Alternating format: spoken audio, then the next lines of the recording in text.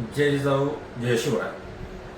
महावितरणच्या मनमानी कारभारामुळे सध्या पंढरपूर शहरामध्ये स्मार्ट मीटर जे बळजबरीनं बसवण्याचं काम महावितरण हाती घेतलेले, त्याला विरोध म्हणून उद्याच्याला दिनांक 1 जुलै वार बुधवार रोजी सकाळी 10:30 वाजता छत्रपती शिवाजी महाराज चौकातून महावितरण कार्यालयापर्यंत मी स्वतः अर्धनग्न होऊन या ठिकाणी आंदोलन करणार आहे व त्यांना रितसर निवेदन या ठिकाणी देणार आहे.